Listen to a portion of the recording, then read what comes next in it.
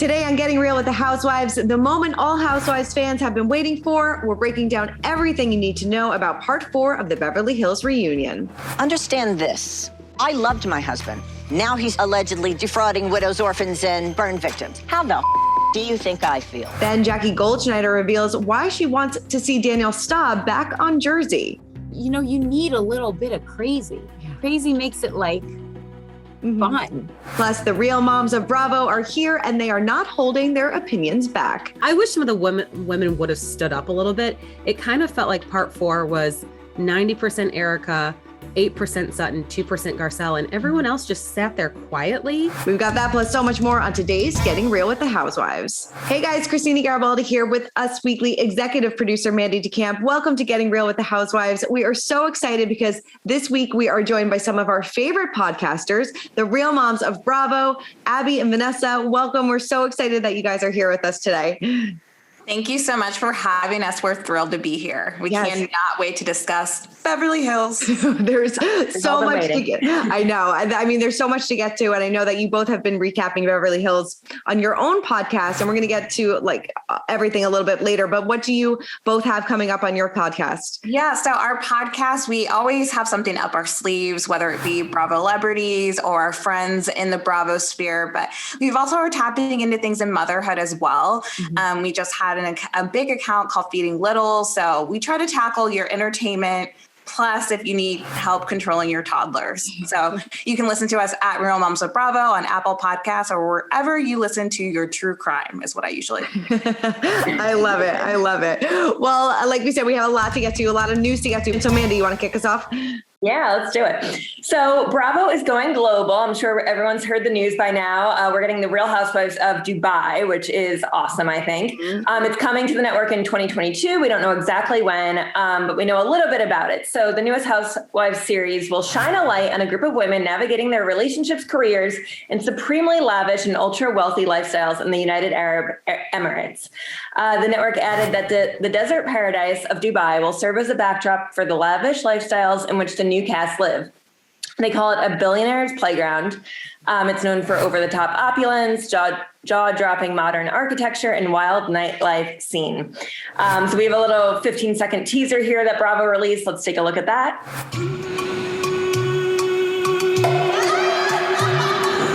It's the land of opportunity. It's the new American dream.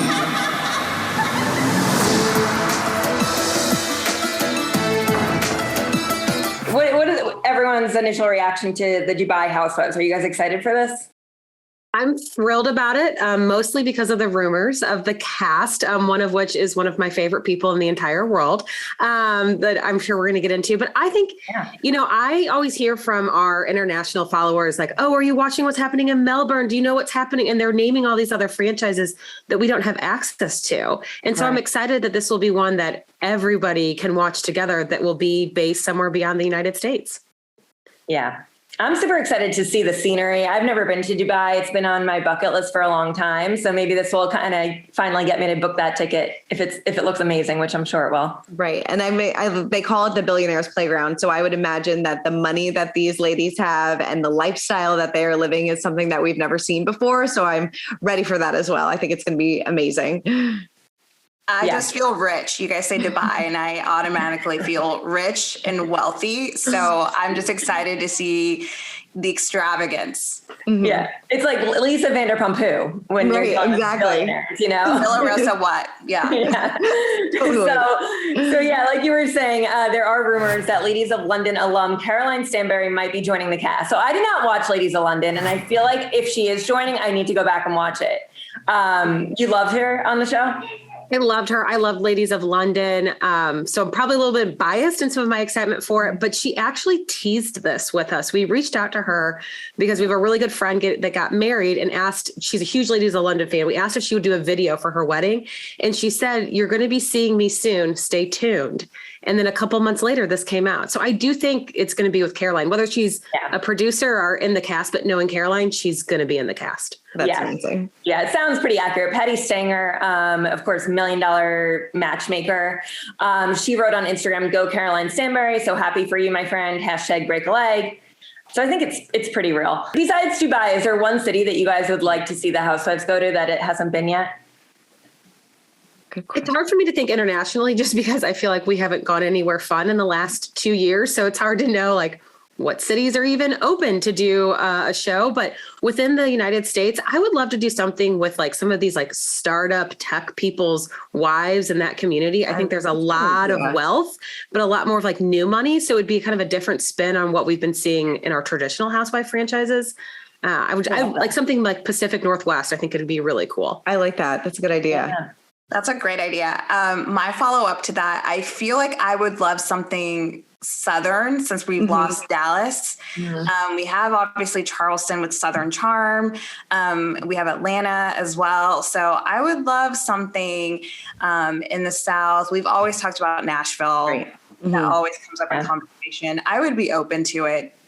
Personally, I would love to see a Real Housewives of Nashville or something of that nature. Yeah, Vanessa, I totally agree with you. That was on my list. I think Real Housewives. I think there was like some rumblings that Nashville would happen, and like so many like celebrities have been moving to Nashville too. I know Jana Kramer was in talks to maybe go to Beverly Hills at one point, and then there was some rumblings that they were doing a Nashville type Housewives show. So who knows? Maybe that could definitely be on the horizon. Mandy, how about you?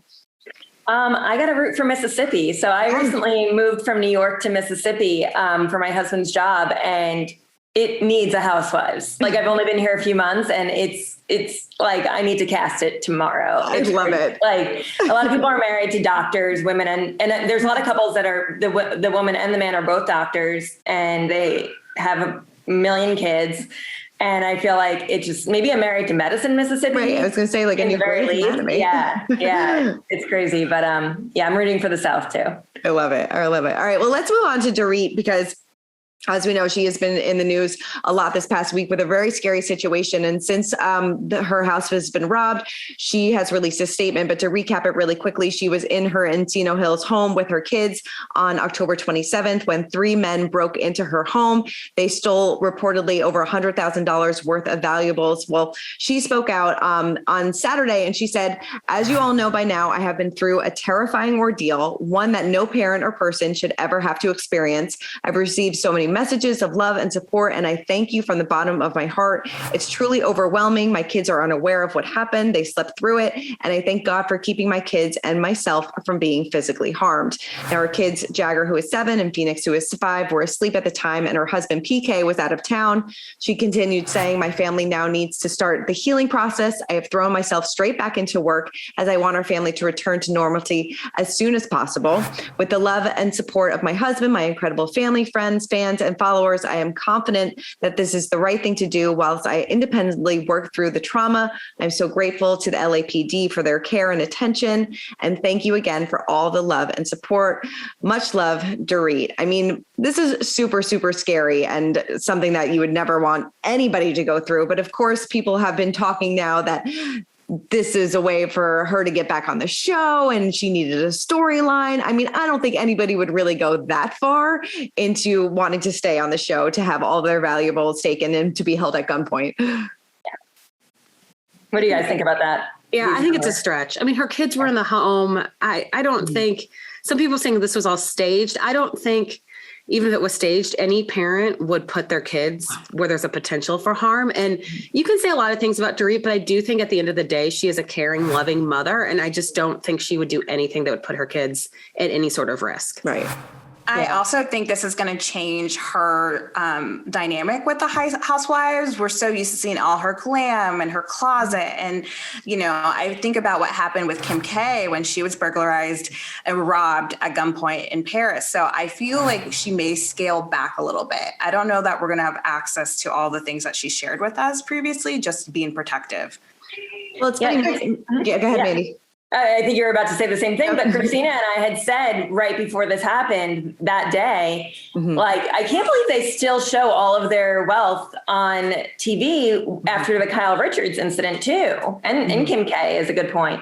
I mean, I think it's going to completely change the Housewives again. Like, how many more times does this have to happen before they stopped showing their closets. Right. Yeah. And it's and like, their house. right. It's like, I feel like it's okay for them to show like, all right, you're wearing your designer clothes and you have your designer bags, but I don't need you to put a price tag on it. Like Bravo doesn't need to put the little chyron of a $95,000 Birkin bag.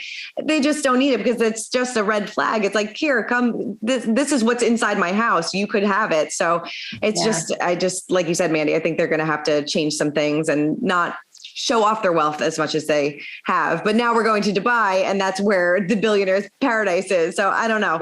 Yeah. I don't know. Very true. It's part of the reason you watch the show, you know, Sure. you want to see that stuff. So. Yeah, it's like what got us into Housewives. We went from sky tops to Birkin bags. So I just think it's a matter of scaling it. Maybe Tiffany Moon can refer the ladies to her closet, lock key. I just think there's probably just going to be more security and we may not be able to see all the parts of the home. Like I think about Lisa Rinna, we typically only see her kitchen and her backyard. We don't, and her garage. Interesting. Yeah. We don't see other parts of her home at all. So I can see a lot of the women kind of taking that strategy too. Yeah.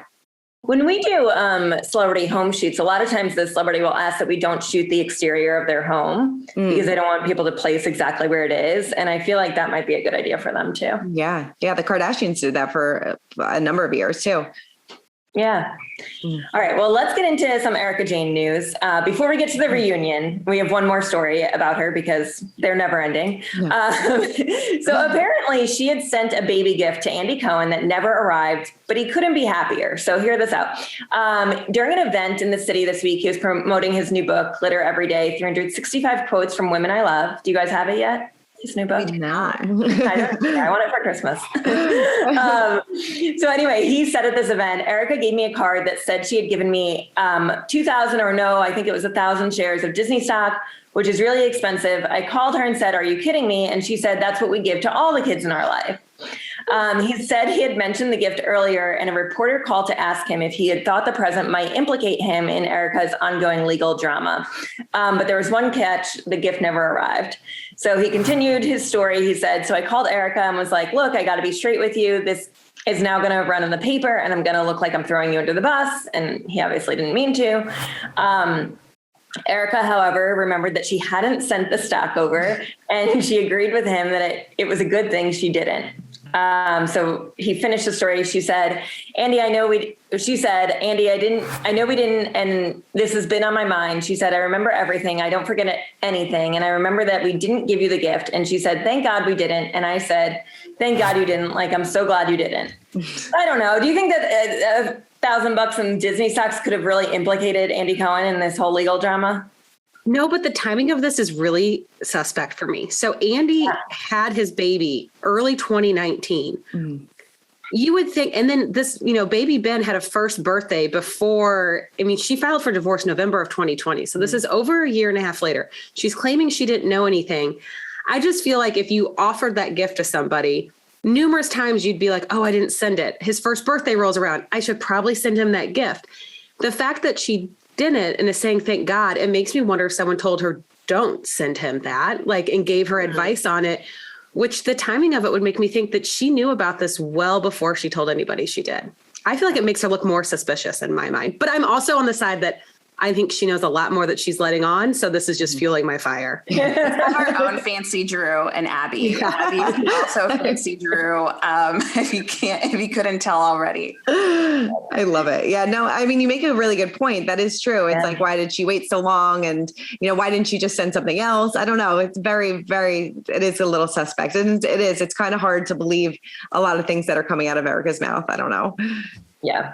All right. I think it's a little ridiculous that Sutton asked about, is this going to implicate us? Is this okay? And Erika lashed out at her all season, but Andy Cohen does it and everything's fine. Yeah. Because Andy Cohen's paying the bills. That is very true. That is true.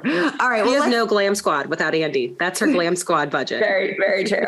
Very, very true. All right. Well, let's get into it. Let's get into the long-awaited reunion. As we know, part 4 aired this week, and I don't know, after watching the whole thing start to finish, do we believe Erika? Do you believe that Erika did not know about this? I know, Abby, I'm guessing no. I still think she knew a lot more. I, though, thought it was interesting when she was crying about everything with Tom. It seemed like there was a lot of sadness, and not so much sadness for what he put her through, but I feel like she feels guilty for leaving him almost. Like it seemed like she had a lot of guilt associated with leaving him, which she didn't show during the season. She kind of made it seem like, I planned this, I'm strong, I did it in the middle of the night, I did it on my own. And we're seeing like a different side of her. I don't know if maybe the realness of the fact that her marriage and life with Tom is actually over is hitting her more now than it was when they were filming. But it was just I was surprised to see that much like sadness as she started talking about him. Yeah. Good point. I believe parts of her story, I think had she, and we can slice this all day long, I think ultimately we want justice for the victims. And I feel like any time in the reunion where it felt like it was about me, where she kind of victimized herself, it took away some credibility for me. However, I do feel like had she approached us and said, like, listen, guys, I know this is a wild story, which she does at the end, I think she would kind of win some of the viewers over, me being one of them. I just think the way she's told us all these different stories, you're like, and not showing a lot of remorse or compassion for the victims, it's really hard to take her seriously, at least for me. Yeah. Yeah. I'm on the same side as you guys. We'll never know for sure. I don't think it's just one of those things, but I certainly err on the side of, I think she knew more than we'll ever know. Yeah. What did you think about Sutton hiring security? Why I love her. I mean, she's just so funny to me. I mean, I didn't believe Erika kind of backtracking and saying like, when she did threaten Sutton, I think all the women there agreed. I wish some of the women would have stood up a little bit. It kind of felt like part 4 was 90% Erika, 8% Sutton, 2% Garcelle, and everyone else just sat there quietly. Yeah. Even, and I was like, clearly Kyle's disagreeing with what. I didn't say a word. She just say anything. Yeah. It was really weird to me that they all just sat there quietly.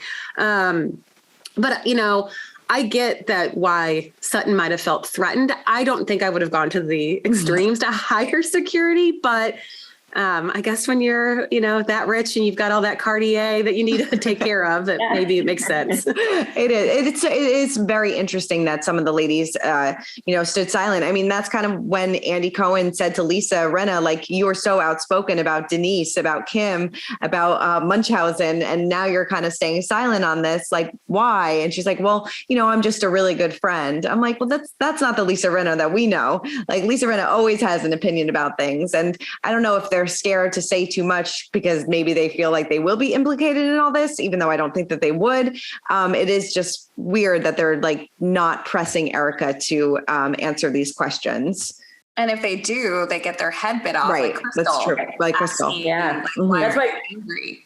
Crystal didn't say another word for the rest of the episode. Yeah. I mean, well, you brought up Lisa Rinna, and what really irritated me last night was that whole montage of Lisa Rinna stirring the pot, because that's why I love Lisa Rinna, and that's why I love the Housewives. So she kind of put her in that like negative light, like, yeah, of course she stirs the pot. This is the reason we watch this show. Right. And you got, if this show is just going to become everyone's too scared to say what they want to say, then it's not going to be good. Yeah. Right.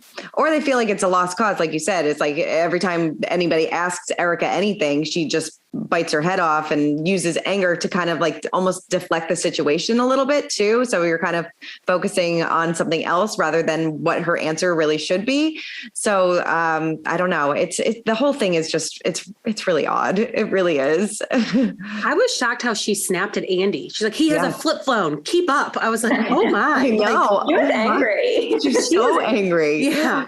I think that's why you kind of threw a dig at her. It's like, you are unlike anybody I've ever met in my life. I think that was definitely meant to be an insult. Right. Yeah. Yeah. And then the whole, her explaining the car accident as well. And the story shifts again in that one. It's like, what's weird about that is like, where's the police report? She says there's no police report, but they called 911.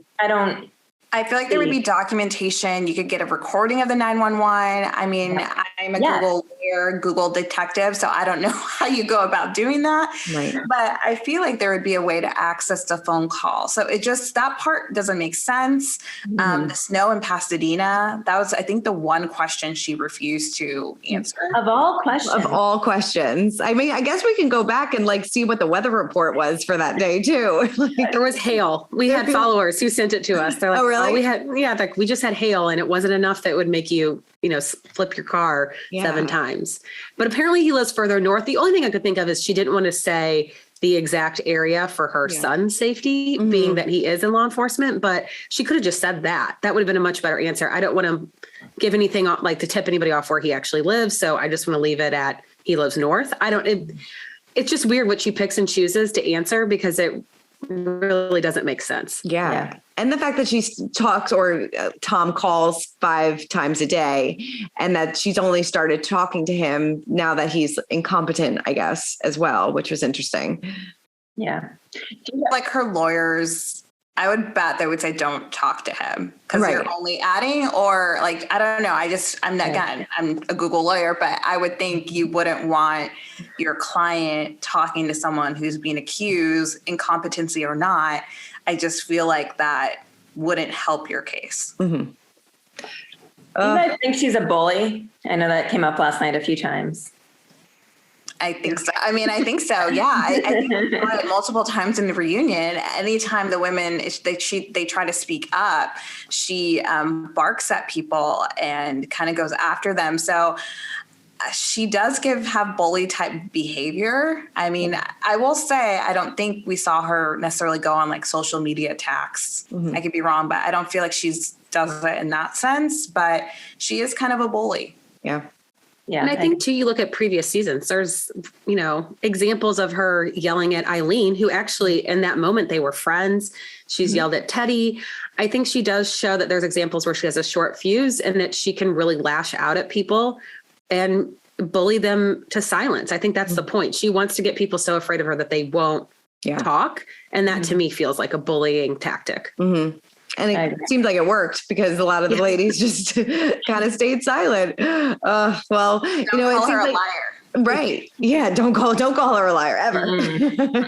Well, it is kind of nice that this season is behind us. I know that they're filming already, so I'm sure we're going to get a lot more drama for next season of the show. So it seems like all the ladies are back. So it's going to be a good one, I would imagine. Yeah. All right. Well, let's get into last night's Salt Lake City. I always want to call it Sex and the City. Salt Lake City Housewives.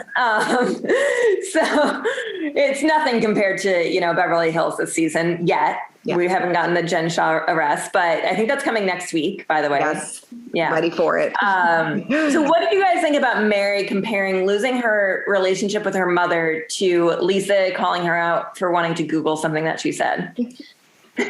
Oh, Mary. Yeah. I mean, I think Mary lives in an alternative universe. I always, when on our podcast, I feel like she's like an alien version, I don't know, of Housewives. Like she just is in another sphere. And in her mind, when she rationalizes things, she like firmly believes what she is saying. But to the outside, you're like, wait, this doesn't make sense. And a lot of the things she says doesn't make sense. No. That's why I love her though. And she openly talks her thought process. It's like some people you can see they're thinking in their head. Mary's just talking as she's thinking at the same time. And it's kind of refreshing because most housewives are kind of calculated or they're trying to think like what's the best thing to say in the moment. And she truly says whatever she thinks. I mean, I think part of the reason why she's entertaining is just she really it doesn't make sense and does feel like she's an alien. So the fact that she compared someone saying, I need to Google what you said, which what she said did seem kind of out there. Like, I think it was a fair statement to say like, I want to double check that.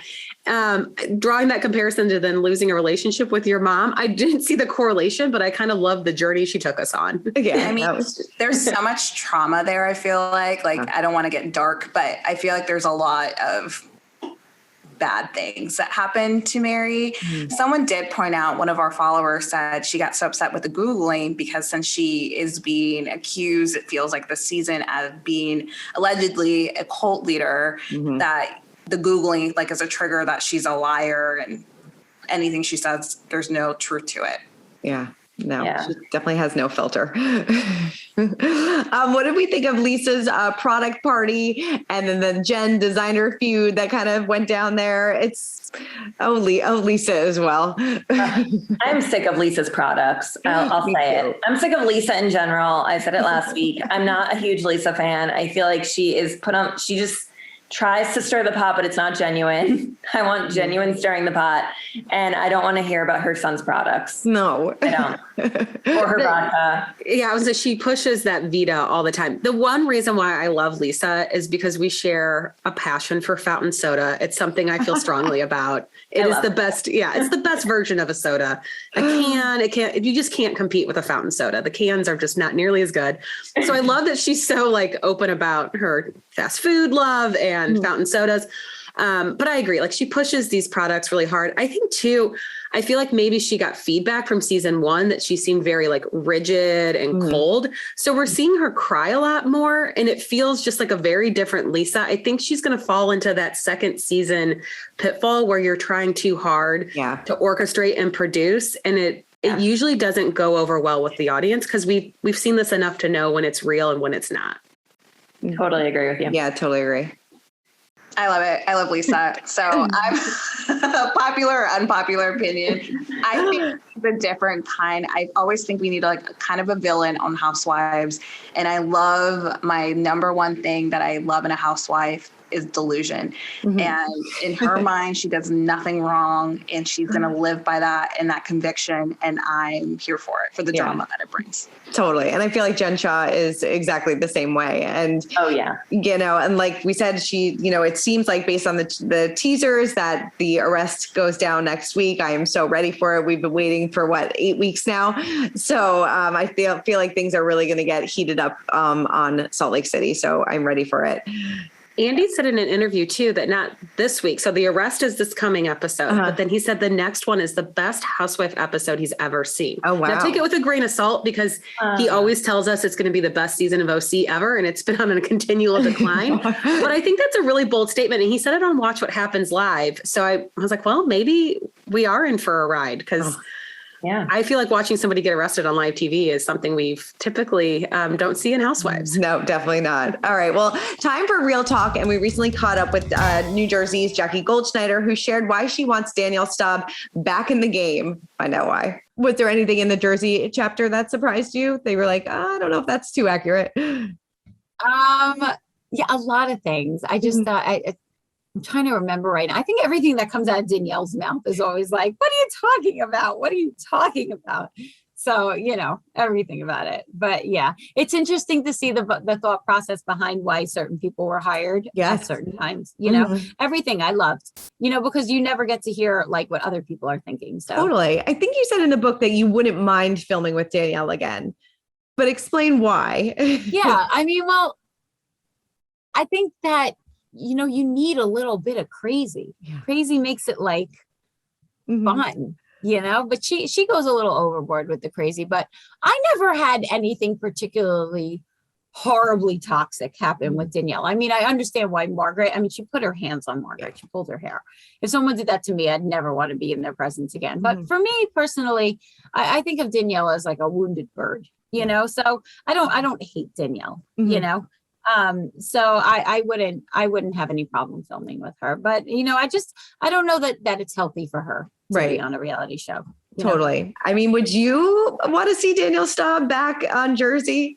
Like, I'm good. I think she was on the show, left, came back. I feel like, I'm open to somebody having like a comeback or a redemption, a shot at redemption. I don't think Danielle Staub is that person. And I feel like when she comes on the show, she creates a kind of drama that isn't necessarily entertaining, and it's more uncomfortable to watch. And I just think she can get very mean and kind of even violent with people. So I think it's best that Danielle just sticks to, I think she's doing a cooking show that no one's probably watching, but she can just kind of stay there. Bring back Kim D. I want Kim D. I want the posh fashion show. I want Melissa to actually go head to head with someone that isn't Teresa. So I want that conflict. I'd love to see the Manzo sisters back. I'd love that. Yes. Yeah. Bring Caroline back. Bring Dina back. We want the OGs. We want the OGs back. Not Danielle. Not Danielle. All right, well, let's get to our social spotlight of the week where we discuss which housewife caught our attention on social media. Mine wasn't a housewife, but it was Brad Goreski. I'm sure if a lot of Housewives fans have been following him for quite some time, but he does these amazing recreations of Housewives reunions, Housewives scenes. So he took it. This was his take on the season 4, or I'm sorry, on the Beverly Hills reunion. Take a look. Gary's been watching and he said to me, he goes, what happened to Garcelle? Oh, stop. He said, she looks so unhappy. Is she okay? Oh, stop. I'm not kidding. Do I look unhappy? I don't see you look miserable, but I feel like you check out. I check out? Honey, I show up. So do I show up. I'm not saying you don't show up. I show up. But why do you hold it with me? You don't hold it with Kyle. You don't hold it with Dorit. I don't know. Why do you hold it with me? I don't know. Maybe because you've known her the longest? Maybe my expectations are higher. Maybe my expectations are higher. Do you think that there would be any way? Because I would love to move on, because when you and I are good, we're great. So good. We're so funny. So good. I love you so much. I really do. I know it doesn't seem like I do. But I get mad at you, though. I do. You can be mad at me. I'm mad at you. Okay. I just love Brad Goreski. I think he does such a great job with this, and all the ladies love it as well. They're all commenting that that he's hysterical and it was spot on, and he really commits when he does this. I love it. I love him. He's hysterical. Definitely. Mandy, how about you? All right, mine goes to Meghan King. For one, she added Owens to her last name on Instagram. So congrats to her. It's Instagram official that she's married to Joe Biden's nephew. She posted this photo from Halloween with Cuff and her 3 kids all dressed up. He was not. I'm happy to see they're still together. So I think that they've now been married longer than they've been dating. They dated for 3 weeks. And they've been married for about 3.5. So good for them. Good for them. I love it. Funny story. I live in St. Louis where Meghan also lives, and I won't reveal where she is for privacy reasons, but I have friends that live nearby and they were out trick-or-treating with the kids and stopped at some of my friends' houses. So it wasn't, some people say she does everything for show, but they were really out there trick-or-treating like a normal family. Very good. Nice to hear. Abby, how about you? Well, mine is also a Halloween moment, but goes to PK, who really, I can't believe like the evolution of PK. I'm loving him and he's just been cracking me up lately. But he posted a picture of he and Dorit going as Morticia and Gomez Adams. And his caption was, I'm going to tell my kids that we're Mauricio and Kyle. And it just cracked me up. And I love that little bit of shade and British humor that he puts out there. I love that. That's a good one. Vanessa, how about you? Mine goes, we're going to end on a great high note with Kathy Hilton and Garcelle. Kathy Hilton was recently on The Real with Garcelle, and they just had a cute moment, a video moment about who is hunky dory. And Garcelle had some weird sunglasses on. But who doesn't love a Kathy moment? Everything is hunky dory. I love you, Kathy. I love you. Yeah. We need more Kathy moments. I cannot wait to see her again next season. And do we think Kim, there was all these rumors that maybe Kim might be back. So hopefully we can get all sisters back on Beverly Hills. I'd love to see them all together and happy. Like, I don't want there to see any fighting and conflict because I think we've seen enough of that with the Richard sisters. But God, if they could all 3 of them be together and just have a great time on a girls trip, I'm here for it. Totally here for it. Well, Vanessa, Abby, thank you both so much for joining us this week. We really, really appreciate it. If you want to remind everybody where they can go and listen to your podcast, that would be amazing.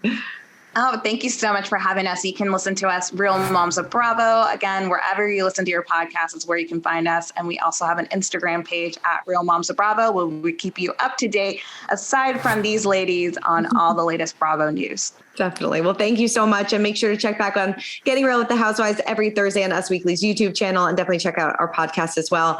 And for all of your Housewives news, head on over to usmagazine.com where we've got you covered. All right. We will see you next week where we recap Salt Lake City and Big Jen Shah arrest. So there's definitely going to be a lot to talk about. Ladies, thank you so much.